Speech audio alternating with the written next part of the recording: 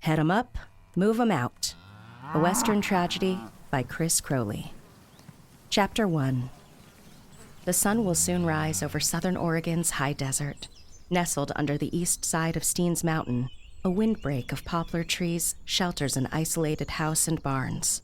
The steep mountain looms over the ranch and a wide, lush hay meadow watered by snowmelt. Across the valley, the sky brightens over the barren Sheepshead Mountains. Ranks of humped ridges woolly with sagebrush appear as the sun nears the horizon. On the ranch, two cowboys, Wes and Colton, carry rope halters into a horse pasture that is laced with arcing spray from irrigator spouts.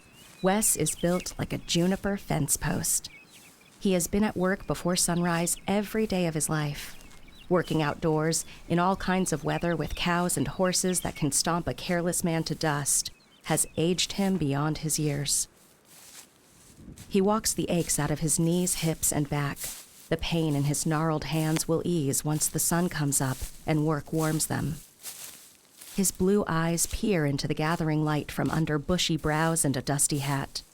His deeply creased face is wreathed in a shaggy mustache that tastes of black coffee after breakfast. He approaches half a dozen horses so calmly they do not raise their heads from grazing. Colton is twice Wes's size and not half as competent. Dressed like Wes in denim, a vest, and chaps, he follows half a step behind, trying to imitate Wes. He wears bug-eyed, dark glasses under a new version of Wes's hat. He's not yet fully awake. Wes gently strokes the neck on a sorrel quarter horse. The horse raises its head and whickers. Wes strokes its throat, runs his hand over its ears, then slips the halter on. Colton loops his lead rope over a pinto's withers, then fastens the rope halter on him.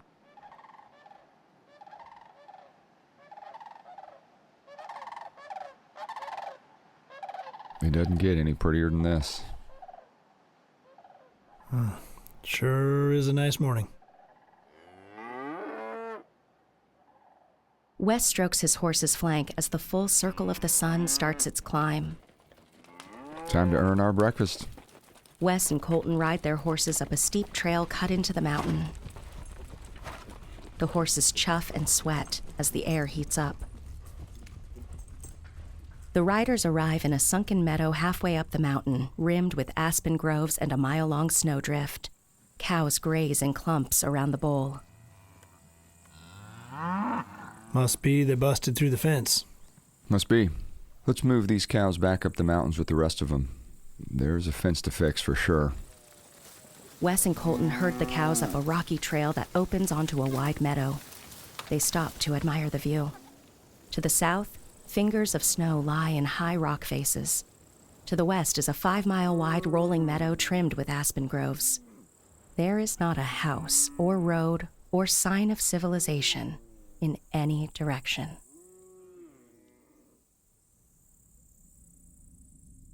Back at the ranch, the kitchen door opens onto a deck. Brownie steps out, a big man with a boar-hide beard trimmed above liverish lips and tobacco-stained teeth. In a t-shirt and jeans, he rubs sleep out of his red eyes.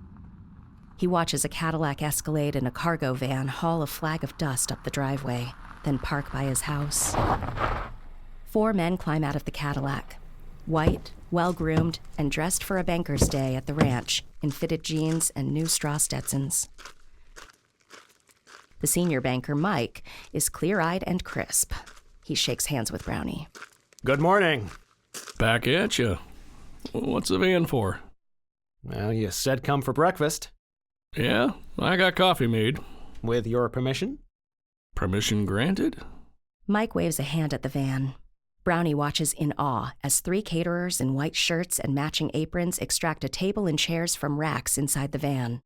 With military precision, they stretch a white linen tablecloth and set plates, glasses, and gleaming cutlery around the table, then lay out a sumptuous breakfast. Croissants, fruit platters, and steaming trays of eggs, ham, and steak. Holy shit. Shall we? Brownie's plate is piled high with eggs, steak, ham, and potatoes. How about something to go with all that food? Wow. H. Derringer. Bourbon whiskey. Oh, the good stuff. We like to do things the right way. I see that. Our mine will be the most advanced operation this country has ever seen. That'll make you a pretty penny, too. Of course. What the public cares about is our mine will be a model for environmental remediation that the entire industry should follow. I can't believe you got the permits to do it. It wasn't easy. I'm surprised the environmentalists didn't stop you. Yeah, they fought us at first. In a situation like that, you have to look at what the other side wants. What do they want? Well, they want victories they can claim. So once we offered up our conservation easement program, they got on board. You're talking about my land. This place. Well, offering them this ranch with all its unique attributes was key. Sage hens. They're always yakking about sage hens. Absolutely. This ranch has some of the best sage grouse habitat in the state. As you know, environmentalists insist grazing cattle disrupt the birds. They crush nests and destroy forage. That's a load of crap. It may well be, but it gives me the leverage I need to work a trade, to make a deal. 30,000 acres of private land on Steens Mountain, surrounded on 3 sides by a federally protected wilderness.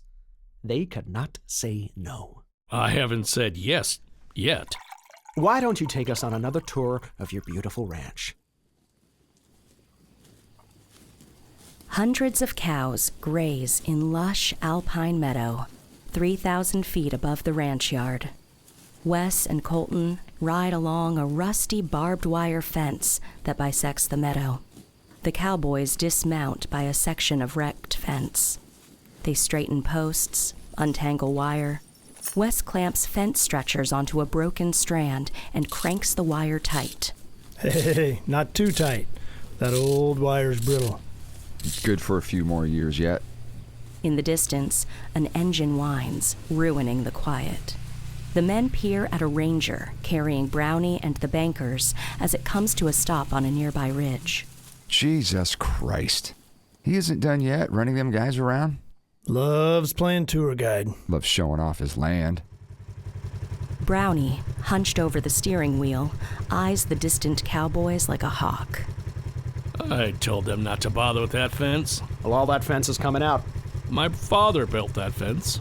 The people we're dealing with do not like fences. He's been repairing that fence since I went to Oregon State. We'll pay him to take it out.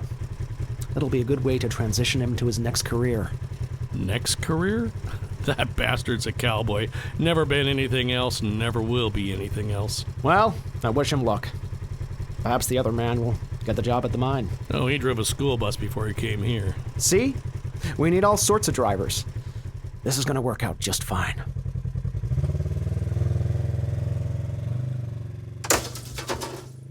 As they untangle loose strands of wire, Wes and Colton keep an eye on Brownie and crew. Those are the guys from the mining company. That mine's 50 miles south of here. They keep coming back. They must want something. Brownie's a fool, but he'd never sell this place. It's been in my family for 100 years. Yeah, really? Never heard that one before. Wes has the fence stretchers clamped onto the last broken strand of wire. They hear the whine of Brownie's approaching ranger. Here he comes. Ah, cripes. Let's just do our job. Wes gives the fence stretcher one more crank. Wes falls against the fence. Rusty wire rakes his left forearm. A foot-long gash opens. Shit! Wes clamps his hand over the gash as it bleeds. Oh, man, we need to get you back to the bunkhouse. Brownie pulls up in the Ranger. Mike sees the blood. Oh my God! Wes reaches around to the shoulder of his injured arm and yanks off the shirt sleeve. He wraps it around his wound. You need to get to a doctor. I'll be okay. That's bleeding pretty bad. Wes raises his arm above his head. It'll stop. Yeah, we can run you down in the buggy. I'm fine. Brownie, you can take my seat. I'd like to ride a horse back to the ranch, if that's okay. It'll be fun. Sure, go ahead. That's my horse. I'm not letting some banker ride him. Like hell it is, that's my horse. I own him. Mike, you can ride him down if you want to. Wes, get in this buggy before you bleed to death. You need to get that cleaned up, man. I'll ride down with this guy. Come on, get in. Wes gets in the Ranger, holding his wounded arm. He watches Mike try to mount the horse. Because his pants are tight, Mike has to use his hands to lift his leg to reach the stirrup. He hoists himself into the saddle, then drops on the horse's back. Wes slides out of the Ranger. Stay put. He doesn't know how to ride. That's my horse. That dude wants to ride him, he can ride him. Colton, get him back in one piece. Yes, sir. As the sun drops behind the Steens, Colton and Mike ride tired horses into the ranch yard. Mike lowers himself off the horse in pain. Oh. Brownie stands beside the house, red-faced with bourbon. You did it. Oh, my legs. The table is set for another elegant meal. The caterers grill steaks, preparing a feast. Brownie holds up a glass of bourbon for Mike as he staggers to the house. Colton ties the horses to the rail at the tack shed. He sees Wes approaching from the bunkhouse. Wes's arm is orange with iodine and swathed in gauze and ace bandages. I got this. I'm okay. Wes gently removes his horse's bridle and massages the horse's raw muzzle. That idiot. I worked a bit on him. About talked my damn ear off, too. Oh, guess what? I got a job driving a truck at the mine, anytime. You've got a job. That's exactly what I told him. Man, that steak smells good. Notice they're not inviting us over? I wish. What do you think they're up to, huh? Bankers? Whining and dining Brownie? They want something. What? I got no idea. It's got nothing to do with us, I know that for sure. Let's turn these horses out and go get our supper. Steak and bourbon. Dream on. Inside the bunkhouse, the men nurse Rainier beers at the kitchen table. Boots and work coats hanging by the door smell of dust and manure. Chili simmers on the stove.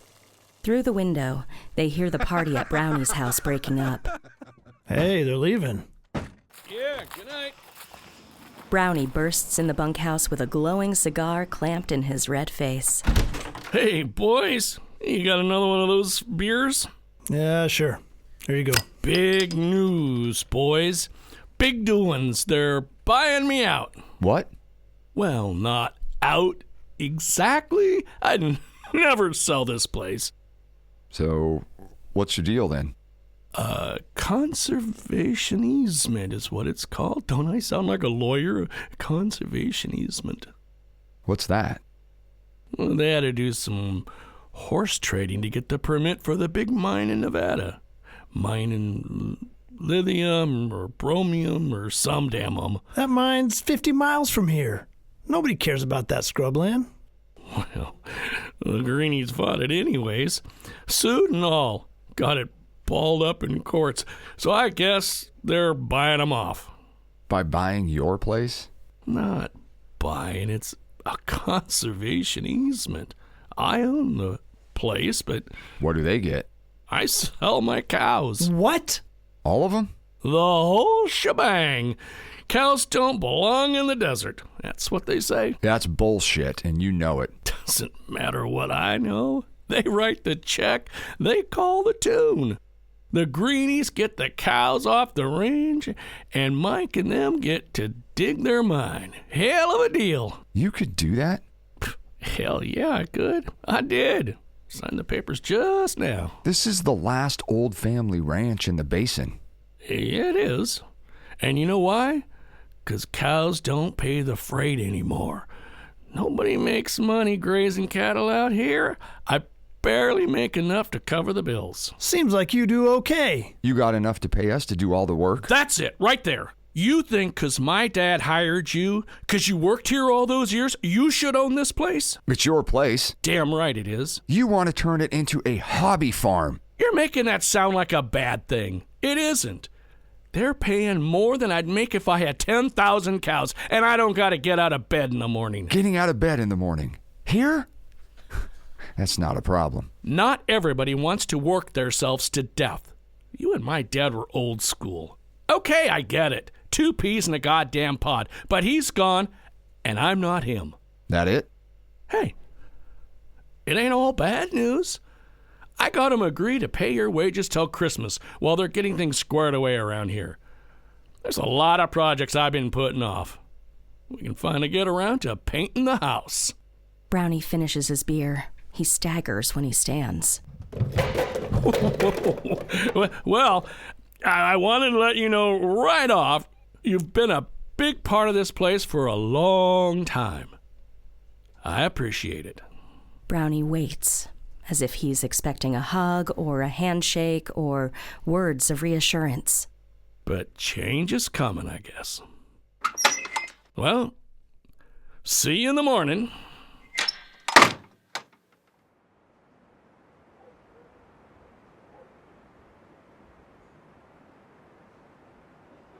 After midnight, Wes steps out of the bunkhouse. The night is cool and still, with a thick canopy of stars from horizon to horizon. There are no trucks on the county road, a mile away. No breeze. The stillness sharpens Wes's feeling of being in vast but familiar space. Wes scissors his legs over the pasture fence and walks to his horse. He strokes the horse's ears, rubs under his throat. Hey, Pony. How's my boy? Brought you a carrot? I did not see this coming. No, sir. This place, there's nothing like it anywhere. 100 miles from town, nobody messed with us. While the old man was around, well, it was pretty sweet. But man, 30 years went by, just like that.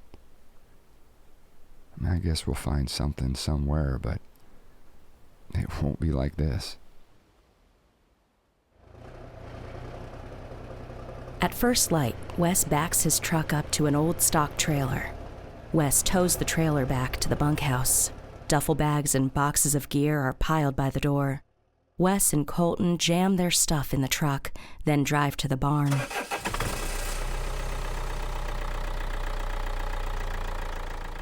They gather their saddles, bridles, and tack. In the corral, they fit halters on their horses and lead them to the trailer. Go ahead, Colton. Load him up. Hey, where do you think you're going? We quit. You quit? You can't quit. You want someone to paint your house? Hire a painter. Colton steps out of the trailer. We would take the wages you owe us. Wes starts to load his horse.